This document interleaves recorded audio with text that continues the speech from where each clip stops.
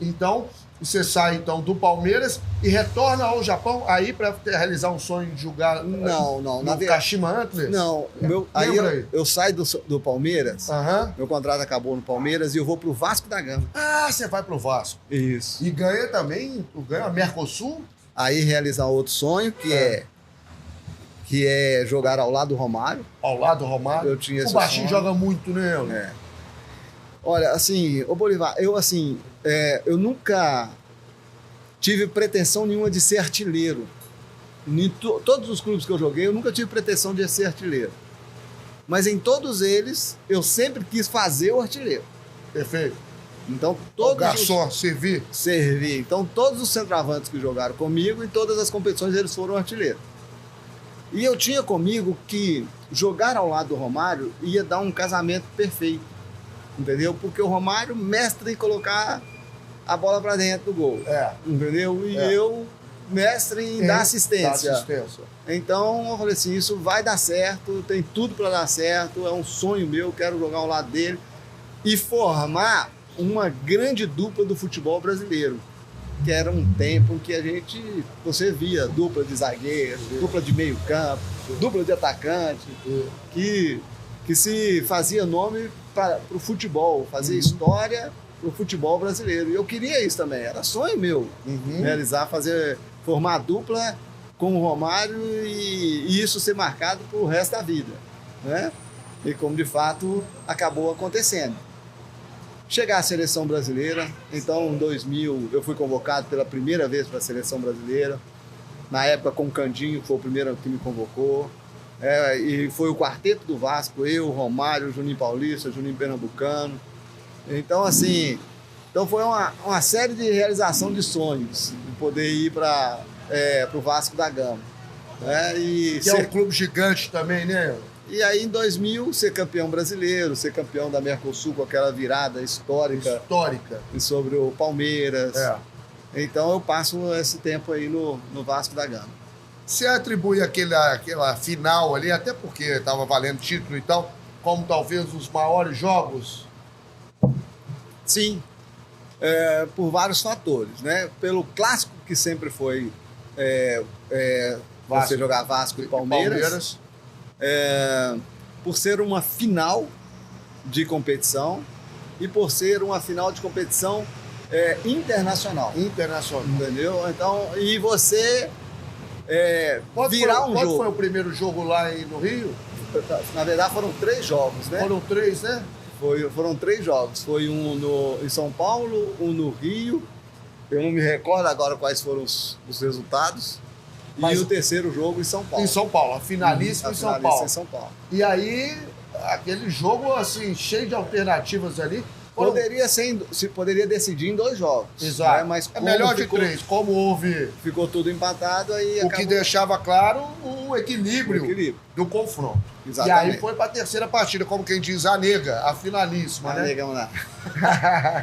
Então, todos esses aspectos, tudo isso que gira em torno de um Palmeiras e Vasco da Gama, fez com que, para mim, essa fosse assim, a partidas mais marcantes que eu joguei em uma final de competição. O primeiro tempo terminou o Palmeiras 3-0. 3-0. Fora o chocolate. Como é que vocês foram pro vestiário aquele dia, aquela hora ali, daquele jogo ali, jogando uma decisão e sai o primeiro tempo com 3-0 no lombo? Olha, lá dentro de campo a gente já tava assim, meio que não acreditando, não estava acontecendo. Porque não é que a gente estava mal, era que o Palmeiras realmente nos atropelou, em todos os sentidos. Quem que era o técnico do Vasco, o técnico de vocês? O nosso era o Joel Santana. Hein? Joel Santana. O Papai Joel. Papai Joel. E no Palmeiras, o... Marco Aurélio. Marco Aurélio é o treinador. E a gente vai pro vestiário. Bom, não vou dar duro em ninguém, né? Porque você tem do meu lado aqui tem Juninho Paulista, do outro Juninho Pernambucano. Na frente tem o Romário, Júnior Baiano. Vou dar dura? Vou ficar quietinho. Vou caçar confusão, não. Mas assim, o Joel teve a sua participação muito especial, porque ele tem um método particular de lidar com essa situação, de ser brincalhão, de ser aquele Papai Joel, aquele cara que que muda o ambiente. O ambiente, o entendeu? astral. O astral, isso, o astral. E como é que ele conseguiu levantar o moral? Na verdade, foi uma sequência, sabe? Assim, ó, teve o Eurico também deu uma palavra. Ele fez uma mudança no time, colocou o Viola, e o Viola entrou num dia, assim, aquele dia Iluminado. que o cara fala assim, ó, é iluminado. Ele entrou, assim, mas maravilhoso, jogou bem demais. E ele que levantou a equipe no segundo tempo. E aquele momento nosso ali antes de sair para ir para o campo, ele foi, assim, para mim, o momento ápice. Porque todo mundo deu uma palavra, mas ninguém imaginava de uma virada. Então foram todos, assim, bem humildes em reconhecer o que estava acontecendo e que para a gente minimizar a situação, não sair dali com um resultado maior, um vexame maior, entendeu? E uma mancha na carreira de todos aqueles que eram jogadores ali, tetracampeão do mundo, né? Pois Nesse time do Vasco. Então, Então todos ali deram uma palavrinha de que realmente a gente tinha que mudar a nossa atitude dentro de campo. Mudança de atitude. E não pensando em virada, pensando em não... Então acho que ali foi uma palavra de humildade. E ali lá dentro de campo, realmente, nós colocamos em prática aquilo que foi falado ali. colocada pelo Joel e também pelo Eurico Miranda? Joel, Eurico, e naquele momento, assim, antes de você subir para a arquibancada. Você lembra mais ou menos assim, o que o Joel ou o que o Eurico falaram? Não lembro nada. Lembro mais ou menos assim, o que nós falávamos ali, cada um deu uma palavrinha ali, uma frase de motivação, que eu digo sempre de humildade, reconhecendo que a gente precisava descer 2 degraus, 3 degraus do status que a gente tinha para que a gente pudesse tentar reverter. Isso aconteceu de uma forma que nem a expulsão do Júlio Baiano foi expulso. Pois é. Nós não sentimos falta de um jogador dentro de campo. Continuamos na mesma volúpia, fizemos 1, fizemos 2. Quando nós fizemos 2, a gente acha, dá para poder encostar nos caras e levar isso para os pênaltis. Entendeu? Dá para levar isso para os pênaltis. E aí fizemos o terceiro, no que fizemos o terceiro, não, vamos baixar. Aí o moral lá em cima falou, agora é a hora. E mesmo assim o Joel tomou a atitude de fechar o time. Que aí ele me tira e coloca o Nasa. Entendeu? Para suprir a expulsão do Júlio Baiano, né? Mas mesmo assim, mesmo fazendo essa substituição que era para poder segurar o jogo, o nosso time não quis segurar não, entendeu? Foi para cima e saiu o 4º gol no finalzinho, aí foi uma explosão total. E o Palmeiras ainda teve chance de empatar, hein? Teve chance de empatar, não, foi um jogaço.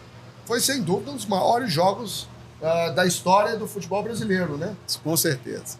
Isso aí ficou marcado para mim por todos esses fatores, por isso é que eu considero aí em uma final, a maior final que eu já joguei.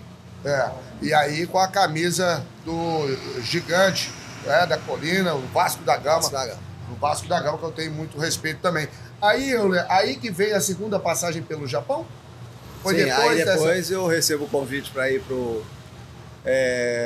Kashima Antlers, e aí eu vou ficar lá 2 anos e meio.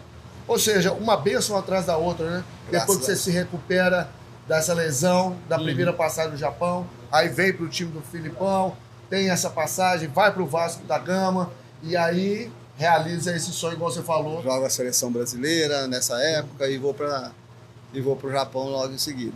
E que coisa, né? Sabe o dia que eu cheguei no Japão? Final do Mundial. Final de 2002. De 2002. E chego, deixo a minha mala em casa e vou direto pro estádio. Pro estádio. Ou seja, viu em loco lá o Brasil sendo pentacampeão. Não tava lá no grupo, mas tava na arquibancada. E para começar, uma história lá no Japão. Olha que legal, meu.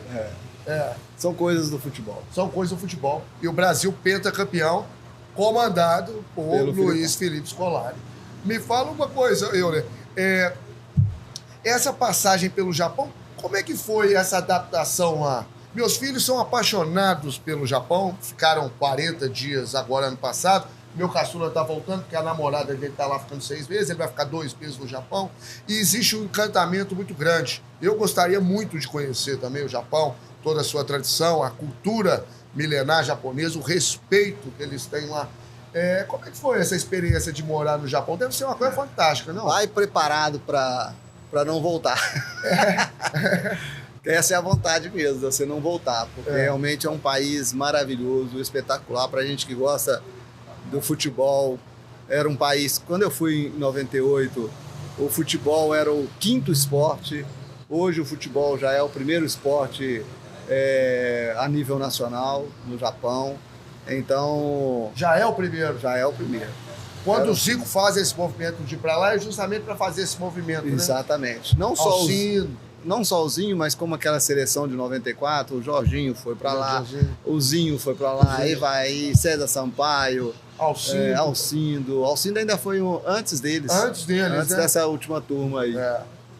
Foi uma época que você vai lembrar, até 98, se convocava jogadores dos times japoneses para a seleção brasileira. Você tinha uma rede de televisão que transmitia jogos do Japão ao vivo. Era de madrugada, mas não acontecia. Sim, então, sim. Tenho certeza que você vai amar. Eu amei, gostei. Não tinha... Quem tinha que sofrer foi essa turma do Alcindo para trás, que sofreu muito. Até jogar em campo de terra eles jogaram, entendeu?